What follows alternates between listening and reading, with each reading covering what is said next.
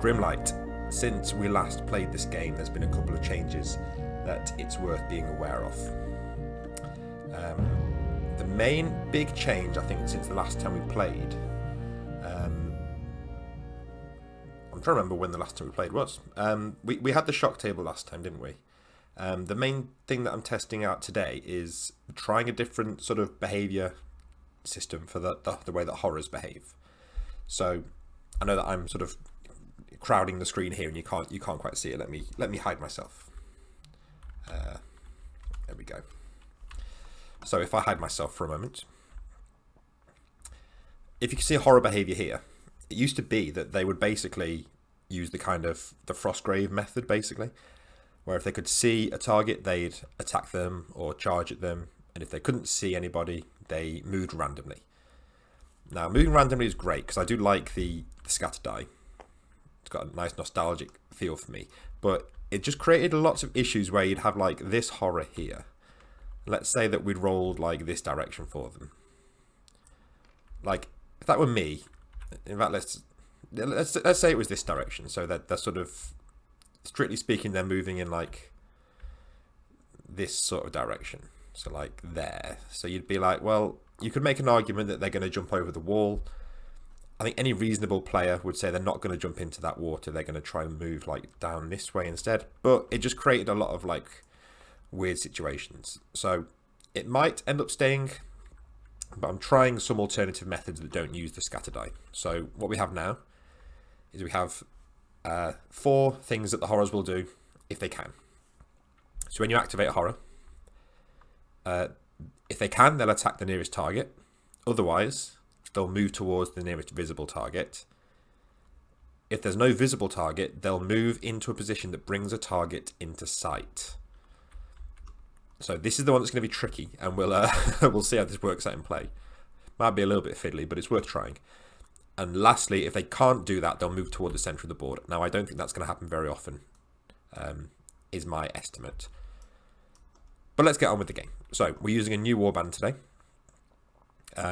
We did have the inheritors that we took on a couple of missions last week, but I wanted to make a new warband to use for these competitive games. But unfortunately, that didn't work out. But why should these guys suffer? We're still going to take them into the field.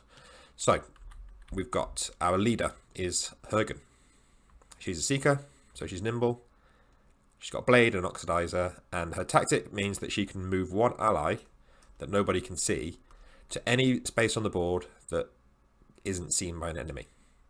And that's going to be tricky because we've got a lot of horrors on the board, as we'll find out soon. We have her sort of right-hand man, Tangera, who's this errant. He's got a spear and a shield, so he's just there to be a solid melee fighter. We have 2 squires. They have these coil rifles, which are kind of like, I guess, like your sort of sniper rifle equivalent. So they are twice as powerful if they're used on the first action of their turn, and they're not exhausted. So if I can get them into a position where they can fire with their very first action, they're going to be pretty nasty if they can hit. It's a bit of a weird combination here because they're only hitting on a 5+. But it does mean when they do hit, they're quite scary. And then lastly, we have Auto 1 and Auto 2. These are our straight up melee guys with a couple of little twists. They are tough, which is going to help them survive and help them get back off their feet if they get knocked down. And they have bionics, which means even if they're down, they can basically still move or attack. So these are going to be hopefully pretty tough. Now, I had a pretty crushing defeat yesterday when I played a competitive game of this against Zachary Cox. And these guys did not perform well in that. One of them got killed very quickly. So, you know, even with tough and these bionics, it's not always enough. So, the other big thing that we're testing, which I wrote a blog post about yesterday, is the way that scenarios work now. They're basically 2 halves you put together to make a scenario. The first half is the mission, and we're using Breakthrough because this is like a good solo one. So the mission gives you your sort of main objective, and it tells you gives you a main objective, deployment, and maybe like a special rule. Sorry, bear with me. And maybe like a special rule and some twists that we can use. We're not going to be using that. So our mission breakthrough means that we're going to start on this side of the board, and we're trying to get these glory tokens that are at the far end of the board. So we've got to get all the way across there. And the one little thing that we do have in our favor is that all aggressors have the overrun tactic for this battle.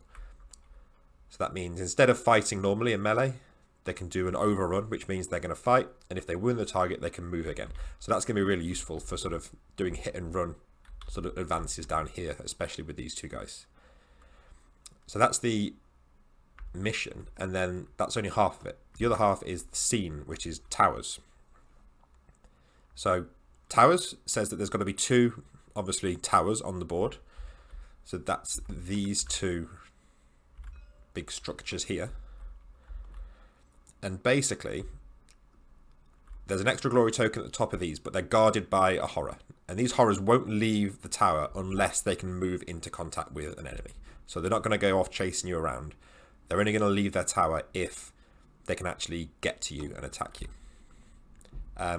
So the scene gives you like an extra little thing, a sort of twist on it. And also it gives you events. So at the end of each round, we're going to roll on the event here.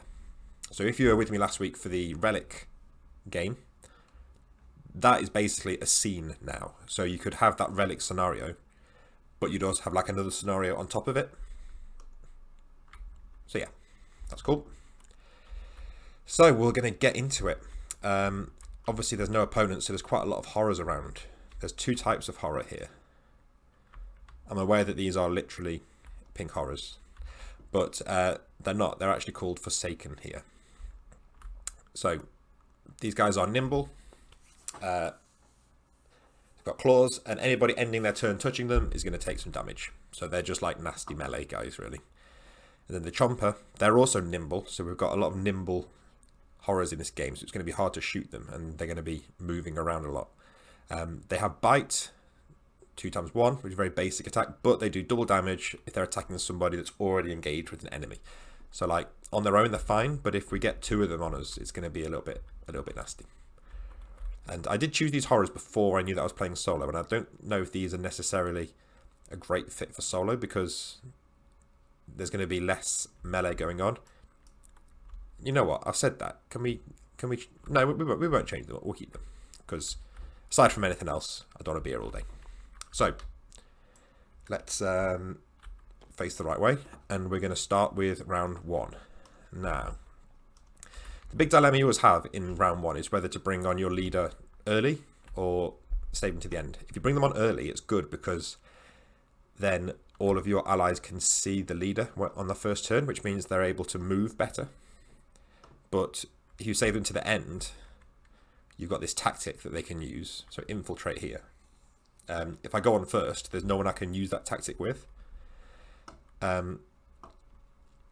I think I'm going to do something a little bit sneaky. So I'm going to bring her on second, I think. I'm going to lead with Tangera.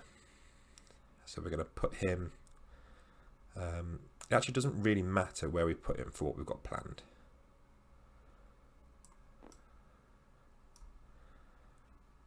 We kind of just want to keep him out of sight. So we're going to put him here. And move him to like under there. And then we're just going to exhaust him. And I know that sounds like a waste of a turn, but I've got plans in place. So that was our first very uneventful turn. Now we have to select a horror to activate. And we've got a lot of choice here. There's 8 horrors in this round, in this game. There's 2 on the towers. And then there's 1, 2, 3, 4, 5, 6 on the ground. So let's test out this new horror system. Now at the moment, they haven't really got a chance of being able to see any enemies because the only enemy on the board for them is like hidden away. But aside from that, I'm just going to buy myself some time by activating one of these Forsaken up in the towers because he won't leave the tower unless there's someone that he can like jump straight onto to attack. So he's basically going to do nothing this turn. So there we go. Now I'm going to use Hergen, my leader, I'm going to put her here. Then I'm going to use straight away her infiltrate. Move one ally that no enemies can see to another position that no enemies can see. So obviously, I'm going to use this to get a breakthrough, but it's not going to be quite as straightforward as I might have liked. So I'm going to put him. I mean, I can't put him on this one or this one. I could put him straight on this glory token over here. Let's do it. We're sending him behind enemy lines. And he's still exhausted. So there we go. That's good use of that tactic. It is very powerful, but the leader abilities are very powerful. That's the deal. So that's one action. Then for my second action, I'm going to move her up to here, I think. To here, to like the base of this ladder. But ideally not falling over. And then that means... it means she can take a shot at this chomper. Unfortunately, there is a bit of cover between them. So remember the rule of thumb that we have, which is to be generous with movement. So we were quite generous allowing this little squeeze through here. But in return, we're going to be strict on line of sight. So we're going to say that the chomper's got cover. And the oxidizer is a 1×2 weapon. So she's rolling once to hit. She would normally be 3+, but she's only 4+ because the enemy is in cover. And she hits. I couldn't hit once with this weapon yesterday when I was actually playing against another person that I wanted to beat. But apparently now I can't do anything but roll 6s. So the chomper, they are saving on a 5+. It's 2 damage. But they're nimble, so they're going to get to re-roll this. So these are going to be a little bit of a pain to kill, I think. So they're saved against 1 damage, but that's not enough. So they're still wounded. Now, here's where the oxidizer comes in. So the oxidizer has a special ability called lethal. A weapon mod, I should say. So normally, when you roll a double on the shock table, that means that it's like an instant kill. But with the oxidizer, a roll of 7 counts as a double. So we're kind of twice as likely to get like an instant kill. There you go. The oxidizer has paid for itself because we've rolled a 7, which would normally be just that they're taken down. But because we've got the oxidizer, they are dead. It's 1 less horror in the world. And then, so that was, they used their tactic, they moved, and then they fired. So that's 3 actions. Okay, now we need to activate a horror. We could just buy ourselves some more time. I think we will. I don't know. Maybe we want them to come to us a little bit. So this horror here can now see Hergen, but they haven't got an easy way to get to her. So one of the things that's not yet in the book is the guidance on movement for things like this when you're trying to do like a rule of thumb. But for now, the only thing that matters is they need to be moving towards her by like the quickest route possible. So really I'm thinking like this little gap shouldn't really be here. It's because I've resized some of the things on the map. So I'd say like that's a move to here. And then down there is another move. And then to the bottom of the ramp is a 3rd move. So I don't think there's a quicker way for him to get to her. So he's going to try that. So he'll move to here. Then he will try and move down to there. So he's 5+ to make his second move. But he's nimble, so he'll get a reroll on it. Nope. Reroll. No. And then he'll try again with his 3rd action to get down the slope. Nope. And he can reroll it because he's nimble. 5. Got there in the end. So he's now on the top of this ramp here. That's quite good actually, because we've sort of lured him into a position here. Now remember, our goal here, these chompers are like, they don't mean anything to us. Like we can leave them all alive if we want.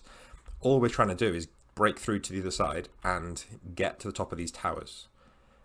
But I think clearing these walkways of horrors is going to make our life a lot easier. So now it's our next turn. Let's take a shot. So we're going to take our squire here,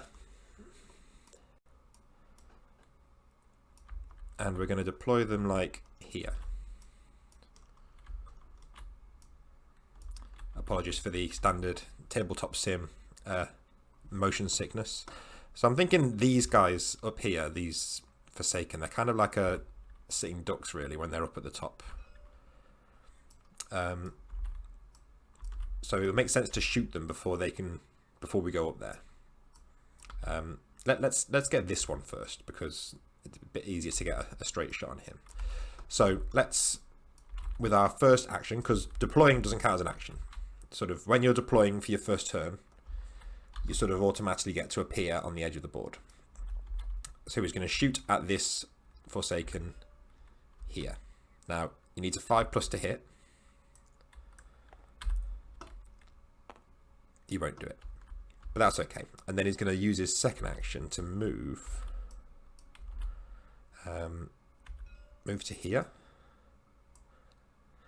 And then he's going to try with his third action to climb up onto here. Now he'll need to roll, but he can see his leader, so he'll get +1. So he needs a 4+ and he's nimble. No, I'll take it. So in this game, you'll notice things like nimble make a big difference where you can re-roll, because you're often just re-rolling a single d6, so that re-roll is quite powerful compared to in other games where you might be rolling like a whole pool of dice. Being able to do a couple of re-rolls isn't as significant, but here it can be huge, and the re-roll is better than a +1 in most cases. So like having 5+ with the re-roll is more likely to succeed than having 4+, and so on.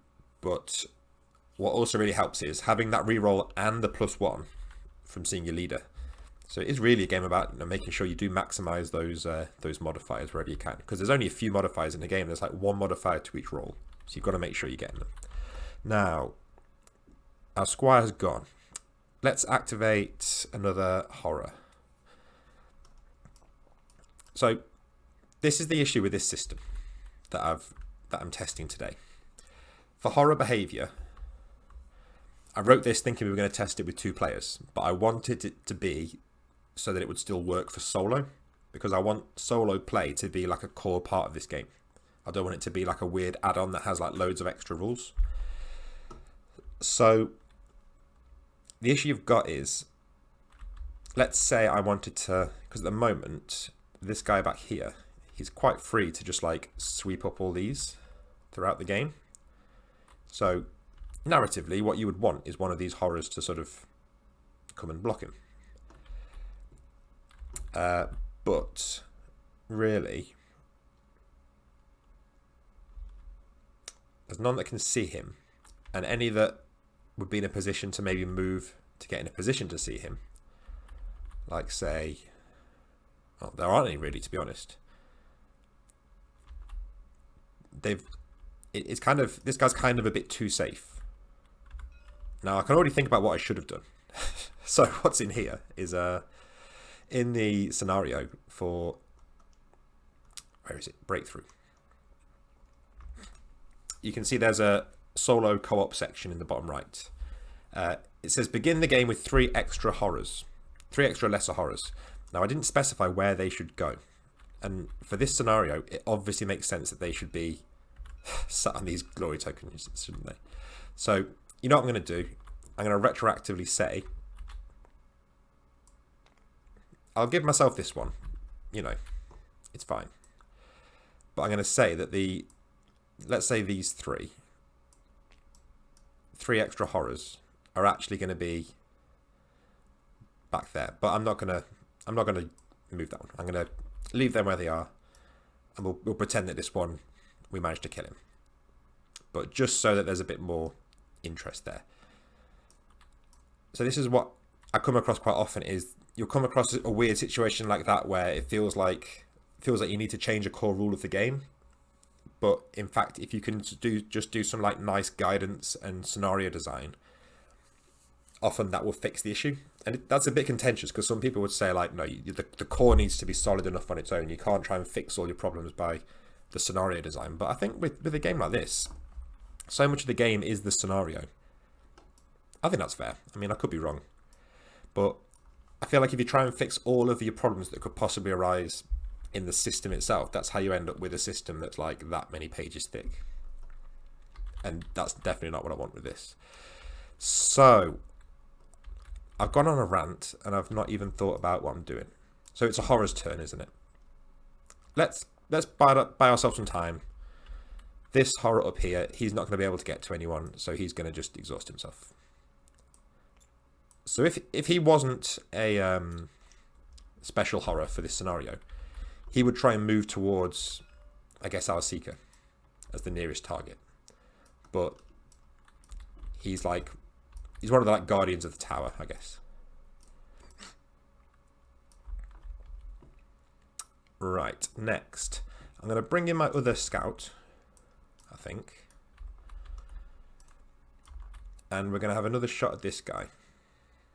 So we're going to deploy him. It needs to be somewhere where I can see my leader, really. Yeah. So I'm going to...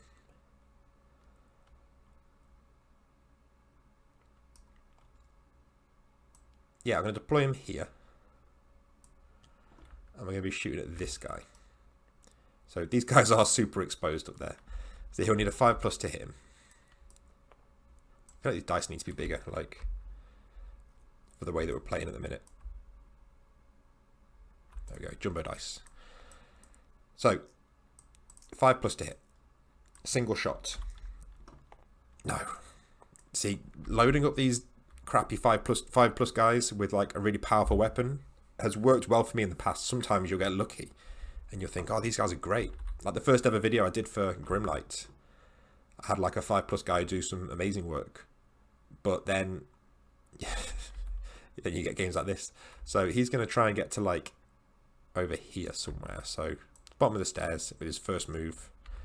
Then his second move, he's going to try and get to this top of the stairs. He can see his leader. So it's 4+. He makes it. And he's nimble, so he could have re-rolled that anyway. He's now up there.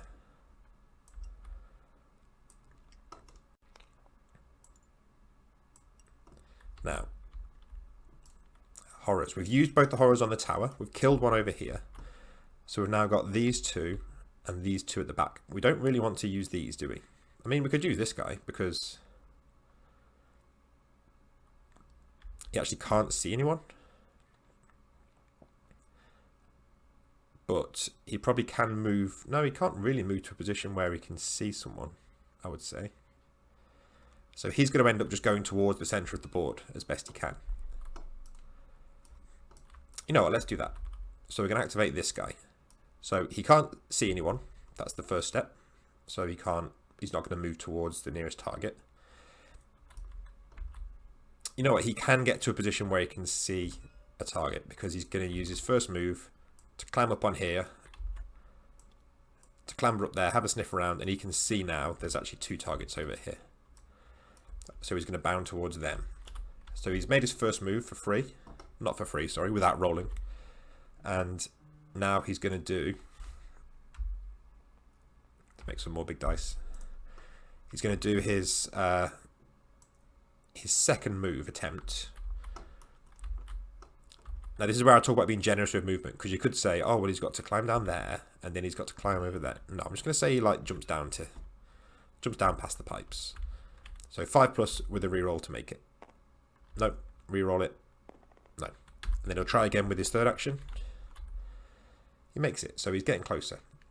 But this is another weird situation you've got where in making that move he's probably like lost line of sight. I don't know. We'll argue that case when we get to it. But yeah, you can get weird situations where you kind of move towards a target and then he's lost line of sight. So it's almost like they've forgotten that that target exists. I don't quite know what the solution is yet. There's loads of times like that where I want to say, look, just do what makes narrative sense. But I know that doesn't cut it all the time. Okay, I've got 2 units left. I've got my 2 melee guys. I think we need to go for this tower. So let's... Oh, but they are slow, aren't they? We're going to stick together a bit because we need to make the most of our leader, really, I think. So this guy is going to start over, like, here. He's going to make a move to there for his first move. For a second move, you can move through allies. So, you know, I'm just going to put this guy here. You can move through allies, but he's going to try and get to there. He can see his leader, so it's 4+.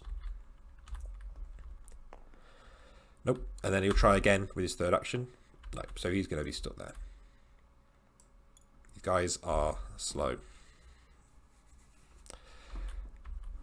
Now we've got this guy. I mean, we're putting off this one over here because he's obviously going to...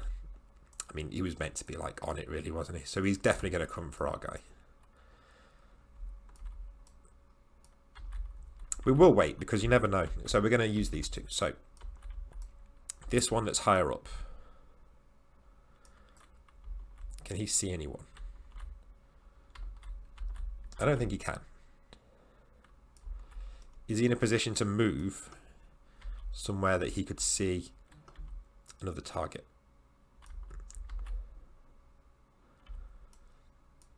Like from here to there? But like I said, we're going to be strict on line of sight, so I'm going to say no. So he's going to move towards the center of the board. Now, the center of the board is this tower. So I'm going to take that to mean this is what I'm talking about, you see. Get some weird situations.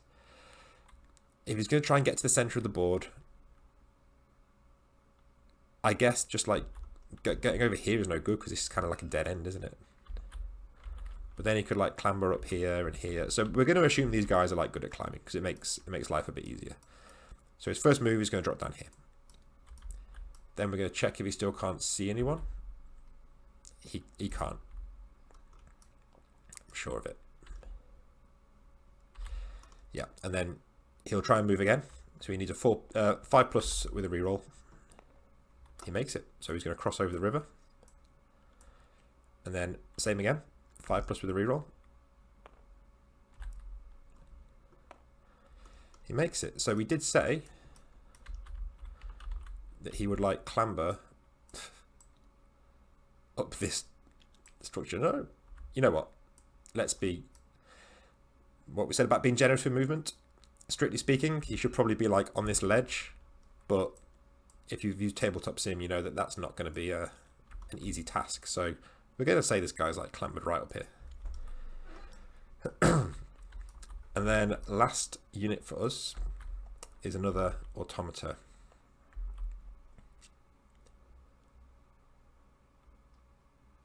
I think we're going to use this guy to try and like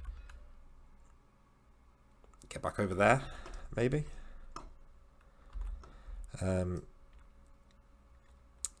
Let's try it. So he's going to move to here with his first move. He can see his leader. So for his second move, he's going to try and jump down here. He needs a 4+. No, you try again. Makes it, and that's his full turn. And then the last... Oh, there's 2 horrors left. So this one's going to follow the same path of the other one because he can't see anything. Can't see anything different, can he? So his first move is to there. Second move is 5+ with a reroll. Oof, he makes it. These chompers are like ridiculously good climbers. Right, does not want to let me stand you on there. Let's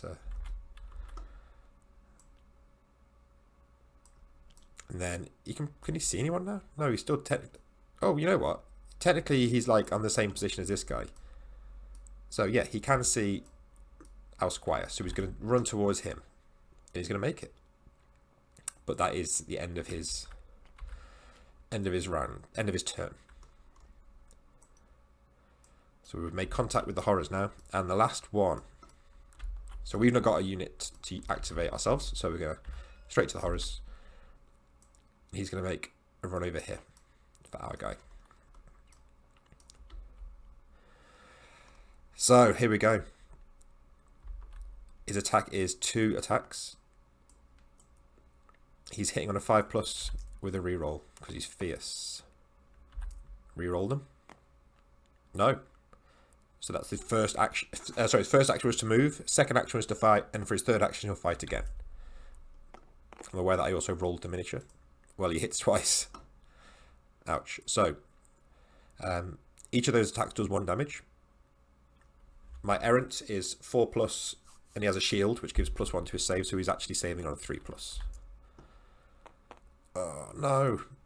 This is what I mean. Like, that was a 2. I'm not going to cheat. But it was... This is why, like, rerolls feel so much better than a +1 as well. They are better because the probability lines up to be stronger. But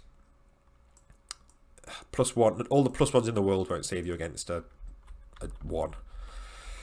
So he is wounded. So we're going to roll for shock. Doubles means... Well, it means he's dead, but what else does it mean? Opportunity. So we'll come back to that, but our errant is dead. So this whole idea of like infiltrating to the back line, it was a nice idea, but here we are. He's dead. The Chomper, he gets an extra action. So can he see anyone? I don't think he's going to be able to get into a position to see anyone, is he? I guess he could like run all the way back here where he can see the automata. It's a little bit ridiculous. Oh, no. So this, strictly speaking, we should have said this was like a block because we try not to have like an open line across the whole board if we can. But we've done that now. But we will now say that's blocking movement. So no, he's going to move towards the centre of the board instead. So I guess that's just like a little hop over here really, isn't it? So that is the end of the round. If we were touching any of these glory tokens, we would be able to claim them, but we aren't. Instead, we're going to roll an event at the end of each round. So it's just a straight d6 roll, and this is based on your scene. So this is based on our Towers event. Sorry, Towers scene 3. Each warband chooses 1 warband member atop a vantage point. That's one of the towers. And makes a free shoot against them. Oh, so that's fine because we haven't got anyone up there. But if we had a unit up here, the enemy will be able to take a shot at us. So that's that. Let's get rid of these exhaustion tokens. If anybody is like an expert with tabletop sim, and they can tell me like how to select all instances of an object rather than having to go through and manually delete them all, that would be great. So that's not a good round. We killed a horror, but we lost like our number 2 guy. So yeah, not too happy with that. But now everyone's on the board, so let's do it.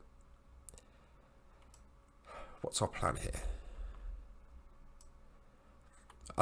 I mean, if we can kill all the horrors, then I think we pretty much we win, really. That's the thing with these solo games. Like with some of the solo ones, what I would like to maybe do is tweak the events slightly so that there are different events for solo mode, because I feel like you can kill all the horrors and then you're kind of safe. But I feel like you want more of a time pressure in that in the solo game, so that you can't just take your time to pick off all the horrors and then safely pick up all the glory at the end. So we will try and kill the horrors as best we can. Let's move our automata in to here, because this is the only engagement we've got. So he will move up into contact with the Chomper. He will attack with his blades, which are 2 attacks hitting on a 5+. That's 1 hit. That's going to bug me up. There we go. 1 hit. The Chomper is saving on a 5+. No. So he's wounded. We'll roll 2d6. No doubles this time, unfortunately. We get 5. So he goes down, but he panics. So he will attack the nearest target, friend or foe. So he's got 2 choices here. So we'll say on a 4+, he goes for the automata. No, let's one dice, please. On a 4+, he hits the automata. On a 1-3, he hits the squire. So he goes out chomping at the squire, but he misses with his attack. Okay, so the horror is down. Now, for our third action, with our automata, he'll fight again. This time he's rolling 4+ because the target's down, so he's easier to hit. So that's 1 hit for 1 damage. The chomper needs to roll a 5+ to save. He does it. So our automata is done, but he's managed to knock down the horror at least. I do like this new sort of slightly lower deadliness. It used to be that you could very easily get like one-shotted. And I'm aware that's happened twice with our shock rolls. But now it is much less likely if that happen. You do get more like people being taken down and having to go and finish them off in melee. It feels a bit more like gritty and horrible, which I like. Okay, we're gonna take the coward's way out, and we're gonna activate one of these ones in the tower because it's like a free turn basically. Now we want to get up to this tower. We want to shoot at you with Hergen. There is definite line of sight. Is there cover?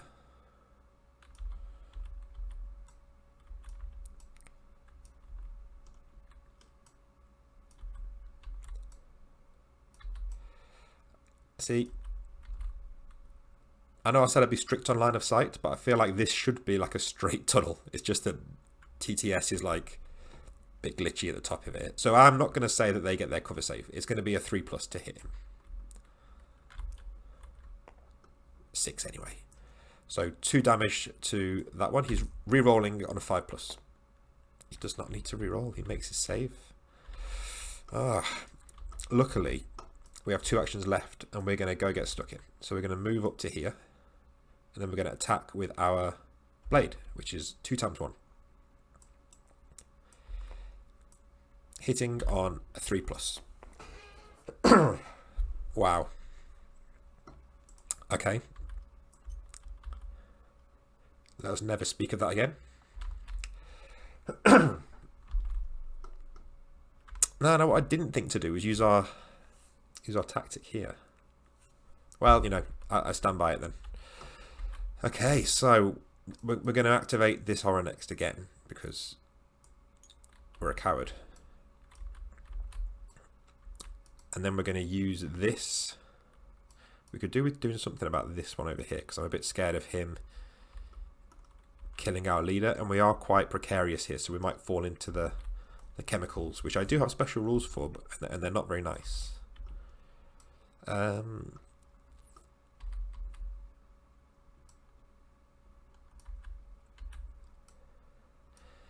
You know what, let's plan ahead. Let's try and shoot this guy.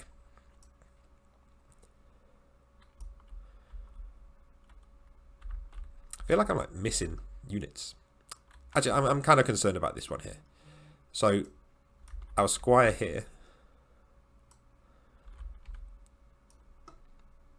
he can't see this guy yet. He's going to move over here,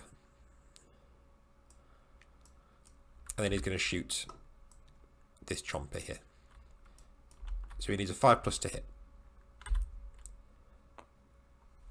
Ah! Yeah, and then he's going to stay there, I guess, isn't he? No, he's not. He's going to then try and move over to here. He can't see his leader anymore, so he's 5+ with the reroll. Reroll it. No. So he's stuck there. This was a bad choice. I will confess that I'm not a tactical genius, you know. I hate to say it.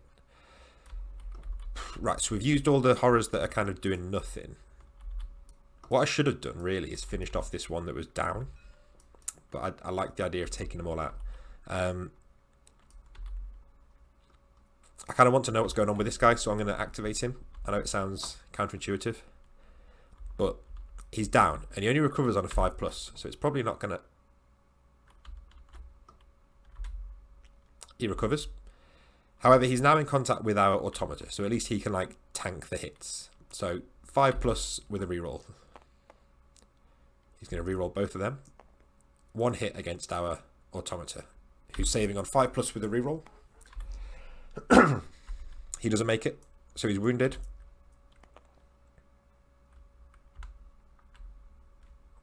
Doubles again. Oh, so he's dead, but we get the vengeance result, which means one of our allies gets a free attack against this chomper. So Porax, come on, hit him on a 5+. Yes. Technically, no, he can't use his coil rifle special ability because he's exhausted. He's only going to hit for 2 damage, but that's fine. 5+ to save. He doesn't make it. Oh, he is nimble though, so he can re-roll it. No good. So, roll for shock. 9. Crawl. So he makes a free move. He's going to move towards the nearest target. So he's crawling towards crawling towards Porax. But he's down. Oof, these chompers are actually quite horrible. Right, back to our units.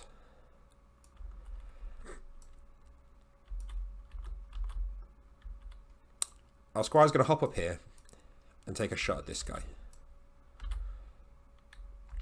No, you know what? That's stupid. That's ridiculous. Let's not do that. Instead, our automata is going to move over here. And then he's going to try and hop up here, which is going to be a 5+ for him. Which he makes. And then, I'm going to say that's like 1 move there. But does he want to do that? He's going to try and just like dash to the end. 5+. Oh.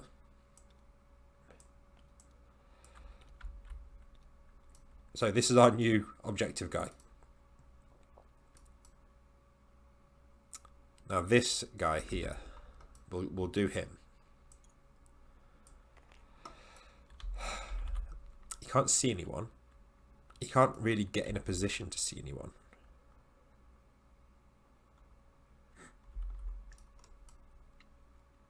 So he's going to move towards the center. So that's like a move to like here, I guess. And then he still can't see anyone, so he's going to go down there. 5+ with a reroll. He makes it. And then he's going to try and hop over here, I suppose. 5+ with a reroll.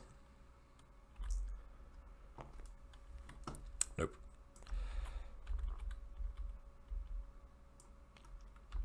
Cool. So back to us. I've got immediate thoughts on this whole new horror system.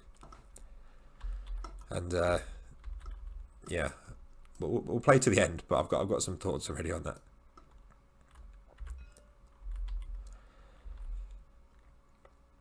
I feel like we need to get in a position where we're not shooting at people in cover with this guy, because he's basically crap. No, you know what? Let's stick to the plan. He's going to take a shot at this guy because it's an open shot. So 5+. Nope. And then he's going to stay there. Horrors. I think we are going to unfortunately have to use this guy at some point, aren't we? So he's going to move into contact with our guy. And then he's going to make his first attack. Which is 2 attacks, 5+. They both hit. Our guy is saving on a 5+. That's not good enough. And we're rolling shock. How did I know? So we've rolled 4 shock rolls. And I think 3 of them have been doubles. So our guy is dead.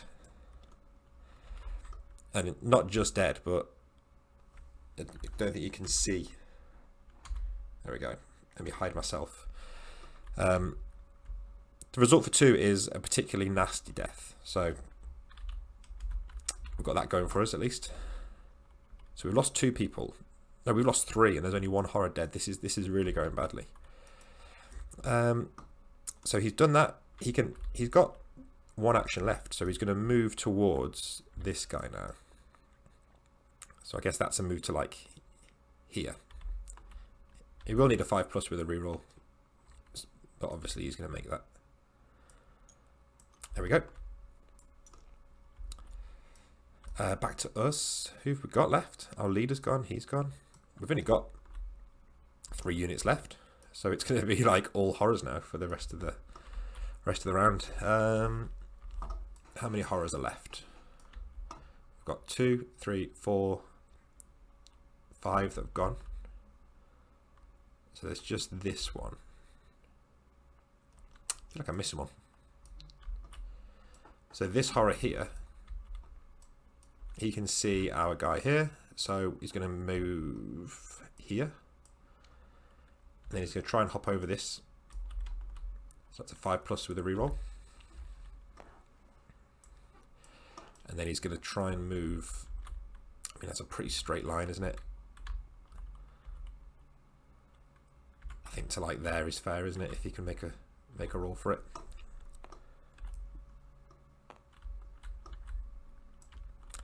I know that you shouldn't complain about dice rolls, but I have to say, my luck has been exceptionally poor lately.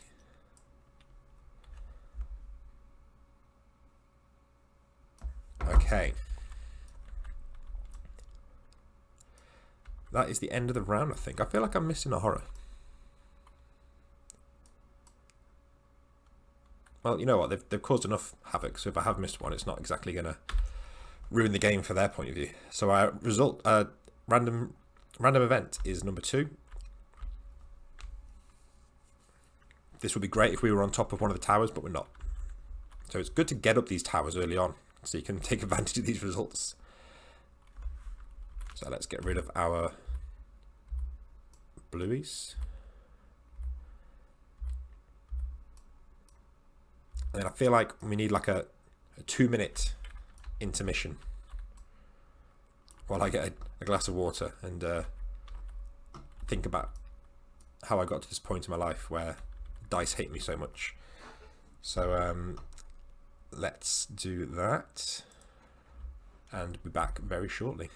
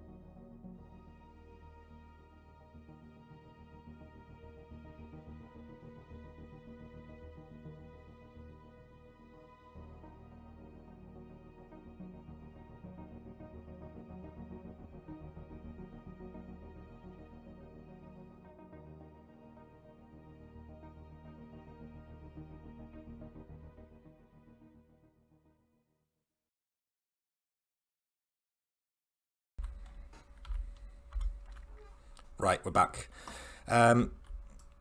So it's not looking good. I mean, for solo, I really did ramp up the difficulty, like I said, but I think it's been like a fair level of difficulty, but I am doing very badly. The good news is this guy's kind of like free to break through and get all these. So I'm going to definitely lead with this guy and put him on one of these tokens, and then I'm going to do nothing else with him. Then we're going to use one of our horrors at the top of the tower, because like I say, it's kind of a freebie until we get close up to them. Now this is like a write-off over here. I think this guy is going to get absolutely mauled anytime now. But our leader, so I said that any surface in this game is scalable unless unless stated otherwise, up to like 1 story. I think this here, you could easily make a case that that's scalable. So she could just try and run up here, but then this guy's going to follow her. So I think we need to kill another one of these just for like pride. So her weapon is 2 times 1, and she needs a 3+ to hit.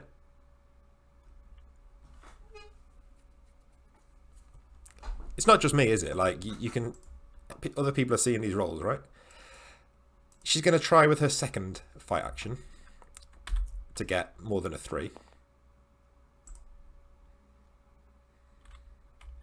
She'll just end the stream now and call it a day. So, in fact, she's going to run away like a coward. She's going to try and just move up to here. So, she needs to make a roll for this, even though it's her first move. Because she's, like, locked into melee, she needs to make a roll. It's 3+ with a reroll. So running away is something she can do, actually. I think I've been hacked. Tabletop sim. Right, okay, back to the horrors.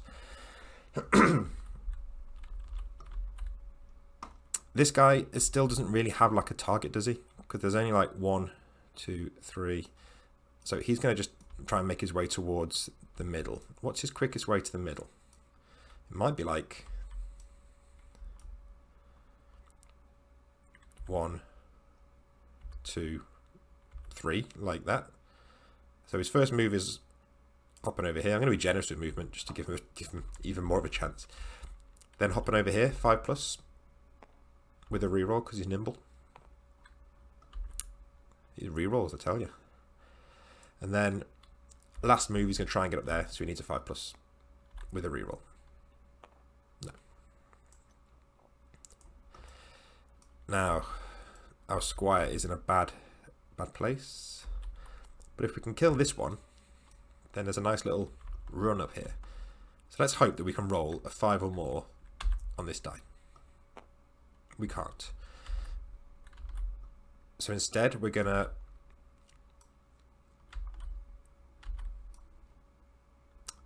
Say that's a fair move? I think it is. We're going to run into contact with him and fight him anyway. No, that's absolutely stupid. Instead, we're going to run up to here and just hide around up here, just to delay our inevitable death.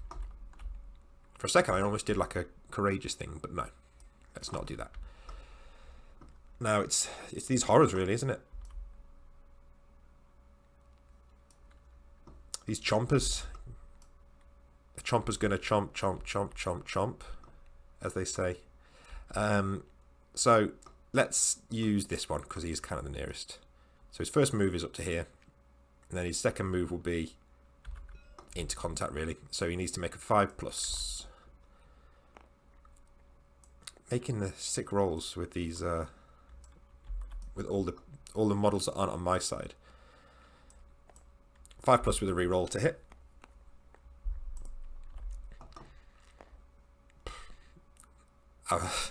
Our guy's saving on a 5+. Not quite good enough, so he's still wounded. So it's rolling for shock. I can't even like keep the dice on the table anymore. Let's do that one again. If there was any doubt that I would roll a double on that, he's dead. I can't help but like work out what the odds are of me doing that. I think that is genuinely like 4 out of 6 rolls have been doubles on 2d6. Okay, so he's done. So our warband is now literally 2 models. It's our leader and our automata over here. So all the horrors are going to go, so it doesn't really matter which order we do them in this case. He's going to do nothing.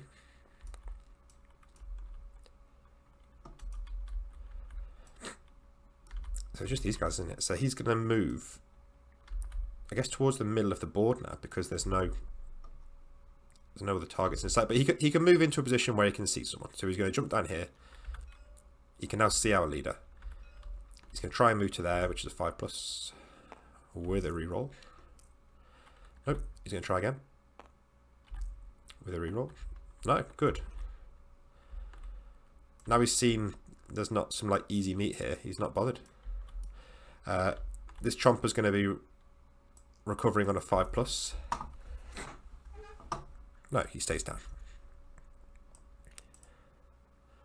So you know what? Actually, that's everyone, isn't it?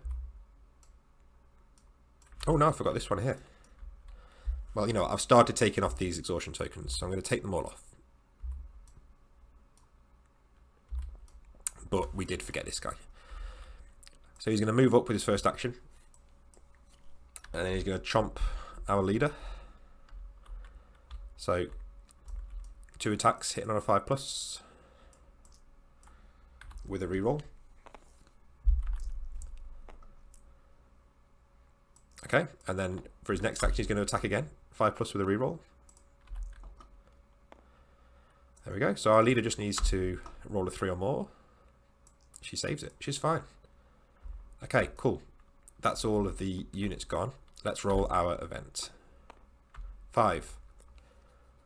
Oh, one of the lesser horrors leaves their vantage point, making a free move. So 1 to 3, it's this guy. 4 to 5, it's that guy. So it's this one. So he's decided he's had enough of standing up here. He can see our leader here. So he's going to go make a free move down to there. And he's now on the prowl. Okay, start of a new turn. Oh, no. What did I forget? The end of the turn, end of the round. We get to claim that. So that's 1 glory. So it's not been for nothing. Okay, so we're going to move this guy. No. Let's save this guy because we know that he's going to do all right. Let's make our leader actually do something. So she needs to have an incredible turn. My plan is, if she can move to here, knock this guy off, and then shoot this guy to death, then all will be forgiven. So she's going to move to here. Because she's engaged, she needs to roll anyway, but it's 3+ with a reroll.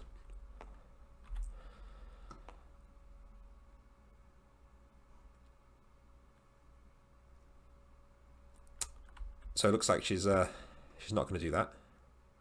Instead, she's just going to kill this guy. She's going to try. So 2 attacks, needing a 3+. They both hit. He's saving on a 5+. He doesn't make it on 1, so he's wounded. And the shock roll, great. So I actually got to use the doubles for my own benefit this time. He's dead. The problem is when you're like trying to test a system to see like whether the probability is going to feel right, when you get like weird freaky rolls like this, it's tricky. So we can.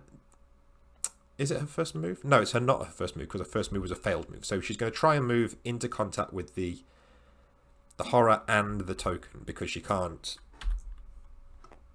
do both. No, she can't do just one of them. So the tower is like one spot, if you get what I mean. So she's now on the tower and touching the token. But if this Forsaken is still there, she's not going to be able to. She's not going to be able to claim the token. One moment.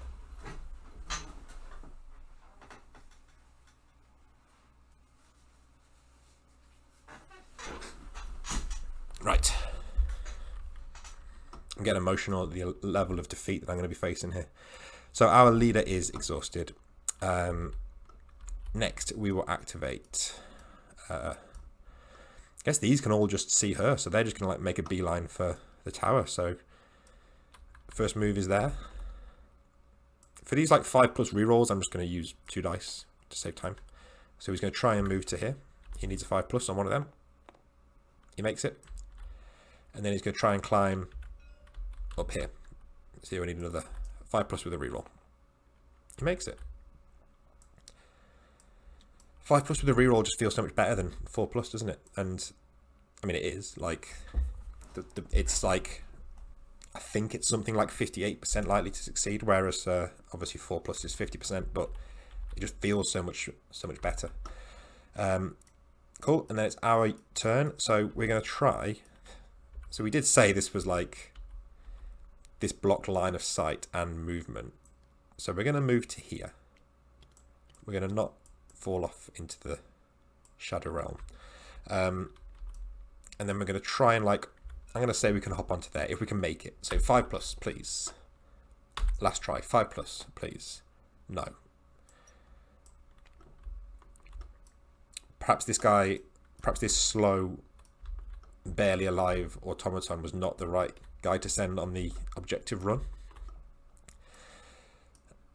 Oh, we missed a little token down here. So now we'll do this guy. So again, they're all just going to head for her. So first move is there. Second move to there, needs 5+. Nope. And he'll try again. So that 5+ the reroll, now that I've started praising it, it's like, no, I'm not gonna prove you right. We've used all our guys, so we're gonna use this one here before I forget that he exists. So he needs to roll a 5+ to recover. He does not. And this little one down here, he can't see anyone, so he's basically heading for the middle. So he's going to move up to there, because we did say that was allowed. And then he's going to try and move to here. Which 5+ with a reroll. Yep. And then leaping over this gap, I guess, is one move. No. And there's some cases where I would say, like, trying to jump over a gap and failing means that you fall down. But this is like a kind of a safe jump, so it's not really representing him taking a risky jump. It's more like a general abstraction of like his speed. And finally, this Forsaken here. Actually, no, it's not going to be finally, is it? Well, we'll use him first. Oh, no, I didn't use my... So I forgot that his Forsaken had an ability where anybody ending their turn touching this unit takes 1 damage. So our leader should have taken 1 damage at the end of her turn. So she needs a 3+ to resist it. I'm glad she did, because it means it's fine that I forgot that rule.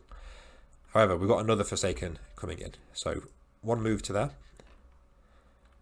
He's nimble 5+ as well. So he's going to follow the same line as this Chomper. 5+. No. 5+. No. Right, let's just get some more of these in the pile.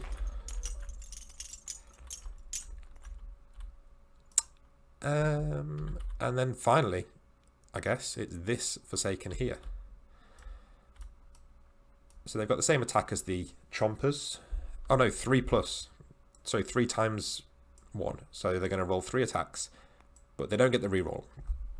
They need 5+ to hit. 1 hit. Our leader is saving on a 5+. Sorry, it was actually a 3+, but she makes it anyway. Which is good, because if we get knocked down here, there's a good chance we're going to fall into this horrible... My inspiration for this red water here was Alton Towers, when you used to queue up for the Nemesis roller coaster. I'm assuming it's still there. It had like red water, and I always thought it looked pretty tasty. She's going to attack again. 5+ to hit. No, good. So this Forsaken has not killed our leader. You know what? I'm gonna let that slide. We know that they've gone. So that's all of the units gone. That was a mistake.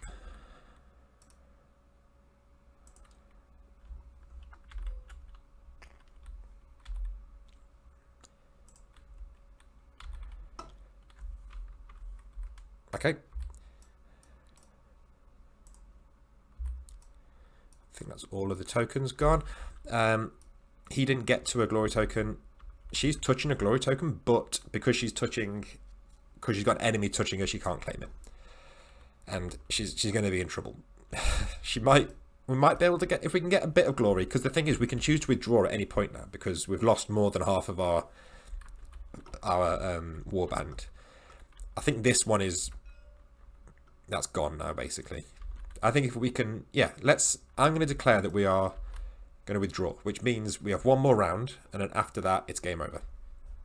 Because I really don't want to potentially lose our leader forever. We'll do an end of round event. 1. That scares me. All warband members atop a vantage point must roll or fall. So she's 3+.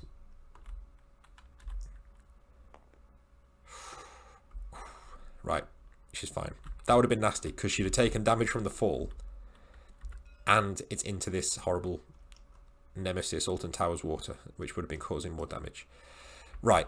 Okay. So we need to kill this guy and get rid of these, basically. So let's do it. Let's attack this Forsaken here with our blades. So it's 2 attacks, 3+ to hit. Okay, I'll take it. I'll take it. He is resisting on a 5+ with no rerolls. Oh, bastard. We'll try again. 3+ to hit. 1 hit. He needs a 5+ to save. He doesn't make it. So the shock result is 7, which just means downed without any further effect. But when you get downed this close to a ledge, you have to make a roll or you will fall. So he needs to make a 5+ roll to stay on here. He's gone. So he falls into the Nemesis Q water. And that's D6 damage to him for falling. 2 damage.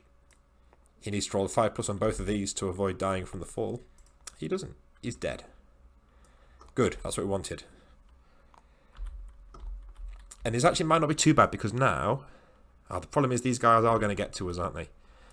But we can shoot at this one here. There's definitely cover there. But if we can hit him, we need a 3+ to hit. No, 4+ because of the cover. No, of course not. Why would it have worked? Like, there's no way it was going to work. Right, so now horrors. We'll use this guy. So his first move is going to be to here for free. And then 5+ with a reroll to make his second move. And you know, I'll make his third move roll now while we're here. No, he's only going to make 1 more move. So that was just a jump across here, wasn't it? Now, our guy over here can hop over here. And I'm going to say that's close enough to be touching that. So he's going to sit there. Then let's use this guy. So he's going to move to here first. And then let's just roll his other 2 moves now, because he's going to need to use them both. No. And yes. Oh, yeah. So he makes it up to here.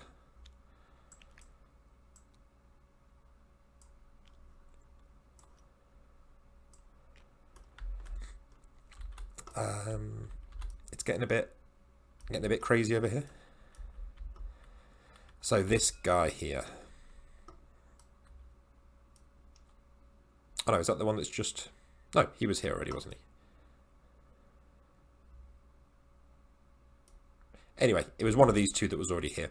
But if... I think they can get up there in 1. So they're going to move up to our leader, preventing them from claiming the glory token, but you never know what might happen. So 5+ to hit. No. Second attack. No. So they're exhausted. So maybe we shouldn't have withdrawn. Maybe we should have like hung on for 1 more round. But I think we're getting there anyway. This Chomper, let's see if he gets... So his free move is to here. And then I guess he can make a run all the way up to the tower, can't he? If he can roll 5+, no. Oh, no. So he's like close enough to attack our leader. And because he's attacking a target that's already engaged. Oh, no, he's used all his actions. So 1 move to there, then he failed. And then he moved up there. But that would have been nasty because he would have been attacking for double damage then. Which we don't want.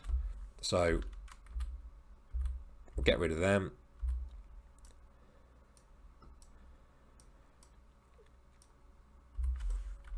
We will claim... Oh no, we don't claim it just yet. We're going to roll our event first at the end of the round.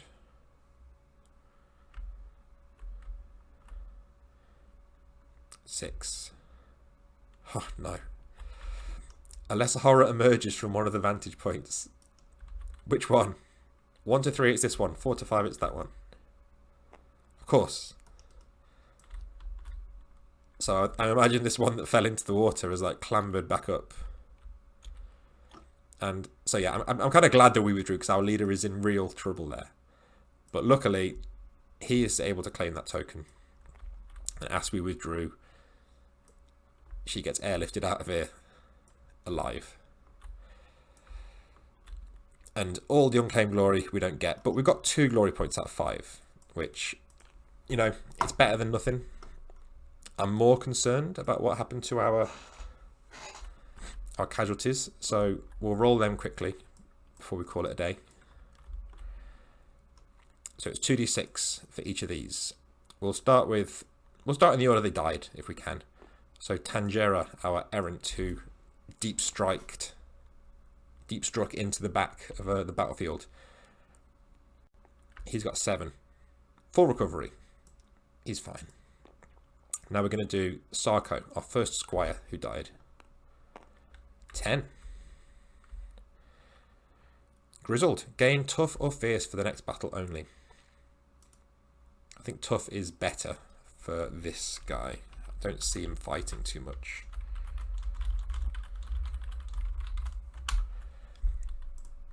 So yeah, he's hardened by his experiences. Our automata.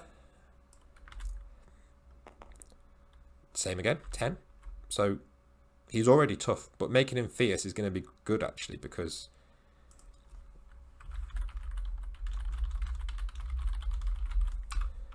it's going to help him hit with his terrible quality score that he has. And lastly, Porax, our squire. 9. Look at these. Now I'm getting the good rolls. Bonded. So he will be able to choose another ally and they recover, but he's the last one, so it doesn't really matter. Now, the other change that we put in place here is that the way that rewards work now. So if I go to the faction for the welders, it used to be that you rolled for like your reward at the end of the battle, but it wasn't quite working out in practice. So we've now got like a little list here that they can spend their glory token on. So we won two glory tokens. So we could choose to buy either the first or second item on this list. So we could either upgrade some of our gear or give one of our units bionics. Or we could give one of our units one of these tactics for the next battle only. So aim is really good because aim lets you spend an action and then on your next action you can fire at needing a 2+ to hit. So that would be great to give to one of our squires because you see it would, but it doesn't link in with their weapon very well because their weapon sort of relies on being able to shoot first. Impact would be good to give to one of our melee guys because it means you cause damage when you charge in. Or if we don't like them, or if we wanted to spend just 1 point here, we can also buy from this list from the scene that we've just been in. So we could make one of our units nimble. Or we could say in the next battle, all of our units have aim. The idea being this should be kind of themed to the game that you've just played. So this is like a reconnaissance gathering mission, trying to get to these observation towers. So we've got some kind of technology that's going to help us with accuracy in the next game. That would be quite good to have our squires be able to aim.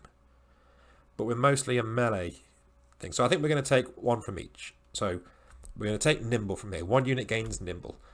And we're going to put that on our errant, I think. Because nimble is good for getting around, but it also helps you not get shot to death. So, why have I just written that there? Nimble. So making him nimble is really going to help him with his survivability against fire. And then we're going to spend our other point on upgrading gear. So, let's take our leader. She's got a blade, which is 1 point. we could upgrade it to another weapon. So let's upgrade it to a alloy staff, which is 3 times 1.